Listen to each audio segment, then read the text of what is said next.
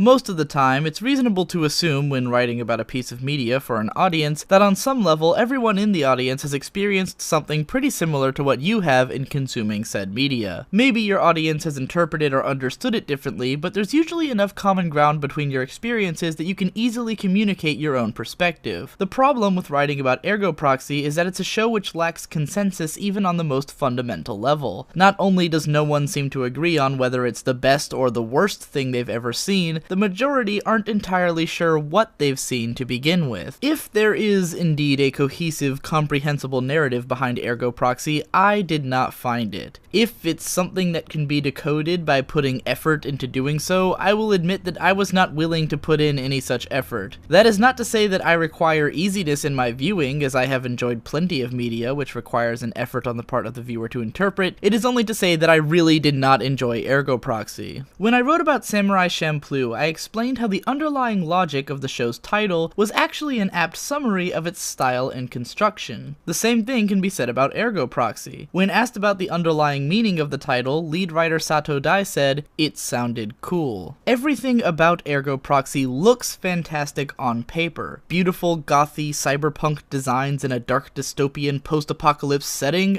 I'm there. Philosophical themes and symbolism? Sign me up. Methodical pacing in a story that has to be interpreted? Hey, this combination made for one hell of a show back when Technolize did it. Yet somehow, instead of cohesively using these elements to build a tightly woven and gripping series, Ergo Proxy is a clusterfuck of random ideas flying all over the place, held together by thin bits of string. Many people have accused Ergo Proxy of being pretentious, and while I can think of no anime series that actually deserves this title more than Ergo Proxy, I don't think it tells enough of the story. Rather, I see Ergo Proxy as one big act of hubris. Fresh off of their successful debut series Samurai Champloo, Manglobe decided to create something even more daring and bold. From the outset, they decided to make a series for a pay-per-view network so that they wouldn't need to fall in with the rigid structure of Japanese TV network time slots. The studio approached Shuko Murase, who had worked as a character designer and animation director on two of the shows that the Manglobe producers had worked on before leaving Sunrise, and was fresh off of his directorial debut, Witch Hunter Robin. They literally told him to come up with something. Anything. He was given absolute creative free reign. This does not ever happen in TV anime. And so, Shuko conceptualized the series and worked with lead writer Sato Dai to hash it all out and solidify it into a story. They got a team of episode writers together, finished out the script, and the deed was done. Ergo Proxy starts off looking like a slow-burning mystery story with very prominent themes about the nature of thought, identity, and sentience, with underpinnings of classism, a dystopian setting, and a leading lady whom, at the outset, shows signs of being a deep and well-realized character. It then immediately stagnates for 10 fucking episodes. By the end of episode 3, the viewer is already aware of the conclusion to the major mystery which the main characters will be trying individually to solve until episode 12. What proceeds is a torturous slog of plot threads that never move forward, shift weirdly in focus from episode to episode, and unceremoniously wrap up with the main characters learning exactly what the viewer already knows. The characters, and the action, leave the dystopian city early on, yet much of the political and social underpinnings of that city remain in focus long after it's become apparent that it is no longer the center of the action. After the revelations shared by the main characters, Ergo Proxy suddenly turns into an episodic adventure show as the two protagonists and their sidekick go on a long journey to a place towards which one of them had already set out at the end of episode 3. The plot lines involving the city are completely left hanging for nearly another 10 whole episodes, while the main characters get into escapades of varying degrees of relevance. During the teen episodes, the series abandons any pretense of being a slow-burning mystery show on a natural path of progression, and each episode turns into almost completely episodic battles with random antagonists, most of whom are introduced in media res and concluded in the same way, leaving the viewer wondering if the episode actually had a point. And to be honest, some of these are the best episodes of the show. Episode 15 is the height of the show's absurdism, as the main characters suddenly participate in a high-stakes quiz show, answering questions that all turn out to be series exposition and foreshadowing. The episode right after that is even better, as it's just about the main characters breaking down in the middle of nowhere and being driven mad by boredom. This episode reminded me that Sato Dai was also a writer on Cowboy Bebop. And yeah, that's worth getting into. Sato Dai is not a bad writer by any stretch. Right before Ergo Proxy, he was the lead writer on Eureka 7, and even won an award for that screenplay. Every other series that he wrote for, however, was one with interesting characters and strong humanist storytelling. Ergo Ergo Proxy feels like the existence of characters and a storyline were afterthoughts in favor of how many ideas and symbols could be packed into the show. The reason I'm hesitant to consider Ergo Proxy pretentious is that I think the show is aware of how uneven and unclean it is. The leaders of its dystopian city are all named after postmodernist philosophers, and in one episode there's a gravestone with Sato Dai's name on it, meaning that in the context of the story, the author is literally dead. This insistence on postmodern calling cards was a red flag to me that Ergo Proxy did not have any central unifying theme or purpose, but was more calling on the viewer to interpret the series in their own way. A lot of critics see this brand of postmodernism as a way of shirking off criticism by saying that the work was never trying to fit into a paradigm of quality to begin with. However, I think that true postmodernism would invite criticism, as it is just as valid an interpretation of the work as trying to produce meaning within it. I cannot analyze Ergo Proxy from the perspective of appreciating and understanding what the series is trying to convey, because I think that the series fails at actually conveying anything. That's my interpretation of the show. As I said before, Ergo Proxy is a clusterfuck. Reading interviews with Murase and Sato, I got the impression that they really just came up with a bunch of things that sounded cool and tried to work a story and characters around those themes, but ultimately failed at delivering anything compelling. With nothing to ground the themes and ideas bouncing around in the show's head, they all appear hollow and uninteresting. I'd rather just go read a philosophy text or look at the show's art book for the pretty design work than actually watch the show. It's worth mentioning as well that even on a production level, Ergo Proxy is wildly inconsistent. Parts of the show look amazing, and other parts look like total ass, sometimes within a span of seconds. It seems like Manglobe mostly hires contractors and outsources their animation when producing series, so we end up with an uneven result. In fairness,